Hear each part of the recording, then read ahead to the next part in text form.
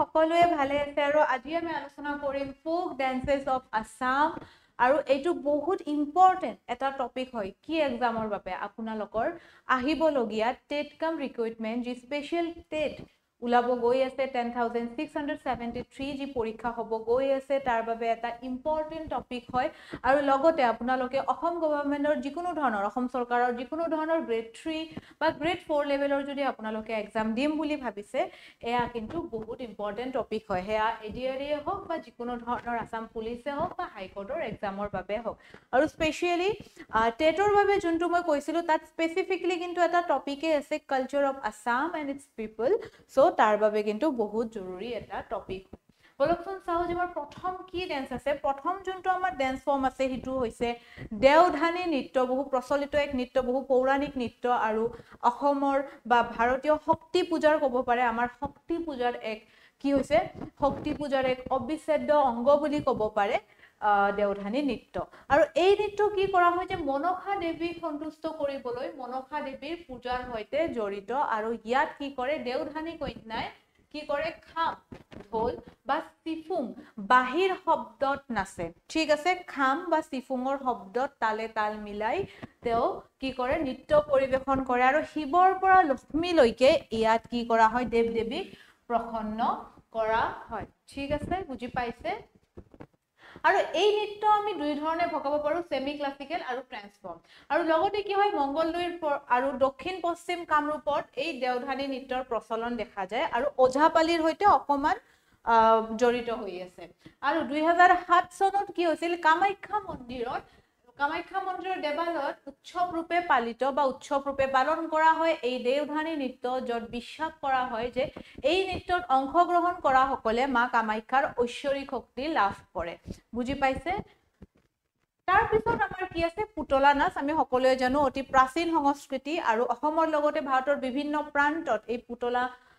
নৃত্যৰ কি আছে প্ৰচলন আছে আৰু কি কৰা হয় ইয়াতে যে পুতলা নৃত্যত কি কৰা হয় আমি সকলোৱে জানো পুতলাবোৰক কি কৰা হুটাৰে বান্ধি পিনে বিভিন্ন ধৰণৰ ইয়াতে কি কৰা হয় কাহিনী প্ৰদৰ্শন কৰা হয় বিভিন্ন ধৰণৰ নৃত্য বা বাদ্যযন্ত্ৰৰ সহায়ত আৰু এই পুতলা আমি কি চাৰিটা প্ৰধান ভাগত ভগাব পাৰো foot puppets hand puppets road puppets আৰু শ্যাডো পাপেটস আৰু এই পুতলা নৃত্যত কি কৰা হয় বিভিন্ন ধৰণৰ ৰামায়ণ ভাগৱত বা মহাভাৰতৰ কিছুমান এপিসোড ইয়াতে কি কৰা হয় সুন্দৰভাৱে প্ৰদৰ্শন কৰা হয় বিভিন্ন ধৰণৰ কিহেৰে বিভিন্ন ধৰণৰ বাদ্যযন্ত্ৰৰ সহায়ত আৰু বিভিন্ন ধৰণৰ অঙ্গীভঙ্গীৰ পুতলাৰ অঙ্গীভঙ্গীৰ সহায়ত আৰু পুতলাৰ উচ্চতা কিমান থাকে 1.5 মিটাৰ ইয়াতে পুতলাৰ উচ্চতা থাকে আৰু বিভিন্ন ধৰণৰ টেৰাকোটা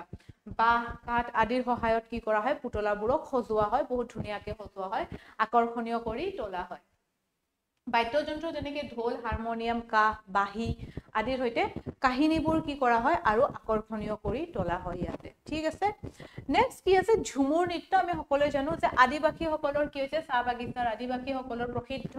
এক নৃত্য প্ৰদৰ্শন ঝুমুৰ নৃত্য আৰু ৰিসেন্টলি সৰু সজাই ফিল্ডত কি কৰা হৈছিল 10,000 মানুহে ঝুমুৰ নৃত্য প্ৰদৰ্শন কৰিছিল আপোনালোকে হয়তো অৱগত হয় আৰু ঝাৰখণ্ডৰ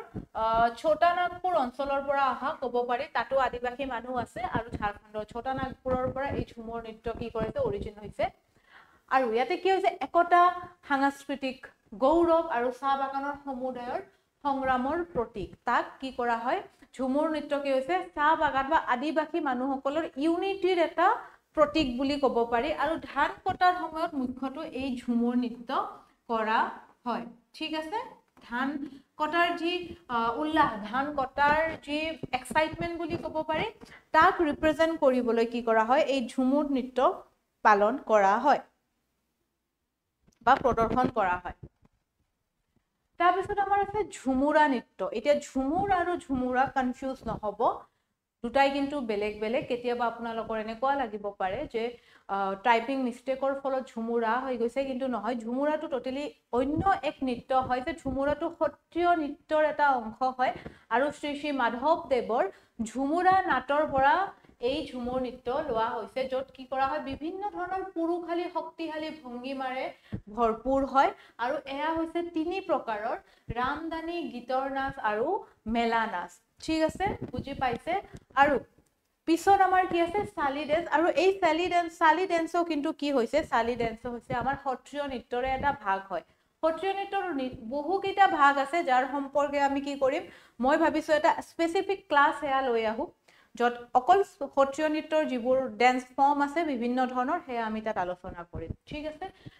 এতিয়া চালি সম্পৰ্কে কি হৈছে দুটা কাহিনী ইয়াতে জড়িত হৈ আছে প্ৰথমে কিছুমান মানুহে কয় যে ভগৱান শ্ৰীকৃষ্ণই যেতিয়া গৰু চৰাব গৈছিলে তেতিয়া যেটো নৃত্য প্ৰদৰ্শন কৰিছিলে সেই নৃত্যই হৈছে চালি নৃত্য আৰু কিছুমানৰ মতে কিছু সংখ্যক মানুহে এটোও কয় যে ময়ূৰে যেনেকে চালি ধৰে সেই চালি ধৰাৰ দৰে এই নৃত্যটো প্ৰদৰ্শন কৰাৰ বাবে তাক কি বুলি কোৱা হয় চালি নৃত্য বুলি কোৱা হয় আৰু পূৰ্বে কি কৰিছিলে পুৰুষে মহিলাৰ ৰূপ লৈ পিনে এই নৃত্য প্ৰদৰ্শন কৰিছিলে বুজি পাইছে আৰু খাটি চালি আৰু কি হৈছে ৰজা ঘৰিয়া চালি দুটা ষ্টাইল আছে চালি নৃত্যৰ বুজি পাইছে আৰু আধুনিক ব্যৱস্থাপনাত অভিনয় অধিক গুৰুত্বপূৰ্ণ হৈ পৰিছে নৃত্যসমূহত অভিনয় অংগী অধিক গুৰুত্বপূৰ্ণ এই ক্ষেত্ৰত হৈ পৰিছে তাৰ পিছত আমাৰ কি আছে বাৰদৈ শিখা ডেন্স বাৰদৈ শিখা হৈছে বড়োসকলৰ প্ৰসিদ্ধ ডেন্স বড়োসকলৰ প্ৰসিদ্ধ ডেন্স ইয়াতে কি কৰা হয় যে বহাগ মাহৰ ওচৰে পাজৰে কি হয় ধুমুহা বতাহ অহা দেখা যায় আৰু এই ধুমুহা বতাহক ৰিপ্ৰেজেন্ট কৰিবলৈ কাৰ জৰিয়তে ৰিপ্ৰেজেন্ট কৰে এই বাৰদৈ শিখা ডেন্সৰ হৈতে ঠিক আছে খেতিৰ সময়তো বড়োসকলে কি কৰে বড়ো সমাজত এয়া পালন কৰা হয় আৰু প্ৰকৃতিৰ হৈতে যেহেতু জড়িত আৰু যদি আমি সন্ধি ভাঙো মিনিং যদি আমি উলিয়াও বাৰদৈ শিখাৰ যে বাৰ মানে কি হৈছে বাৰ মানে হৈছে এয়াৰ ডিউ মানে হৈছে ওয়াটাৰ শিখলা মানে হৈছে গাৰ্ড ঠিক আছে বুজি পাইছে তাৰ পিছত আমাৰ কি আছে ওঝাপালি নৃত্য আমি এটো হয়তো 9 10 ত আমি পঢ়িছিলো এই বিষয়ে ওঝাপালি কি হৈছে ওঝাপালি হৈছে মুখ্যতঃ প্ৰাচীন নৃত্য নাটৰ এক পৰম্পৰা ঠিক আছে ওঝাপালি কি হৈছে ওঝাপালি এক প্ৰাচীন নৃত্য নাটৰ এক পৰম্পৰা আৰু এতে কি কৰা হৈছে দৰং মংগলদৈ সাইডত বেছি ভাগ এই ওঝাপালি পালন কৰা হয় ওঝাপালি নৃত্য দেখিবলৈ পোৱা যায় ইয়াত কি হৈছে যে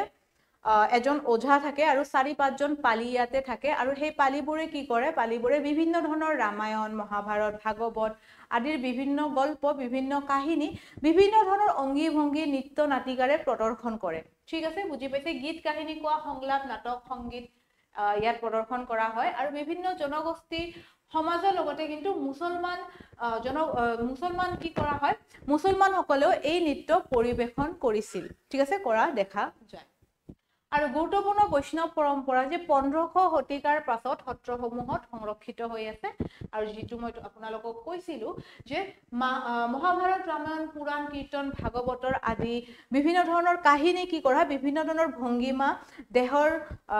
পদক্ষেপ ইবোৰৰ সহায়ত কি কৰা হয় ওঝাপালিত প্ৰদৰ্শন কৰা হয় এজন ওঝা থাকে আৰু 4-5 গৰাকী কি থাকে 4-5 জন ইয়াতে কি থাকে পালি থাকে ঠিক আছে গতিকে আজিৰ ক্লাসটো আছিলে ইমানে ইয়াৰে নেক্সট ক্লাসত আমি পাৰ্ট 2 লৈ আহিম ফোক ডেন্সেস অফ আসাম তাত আমি আৰু কেইটামান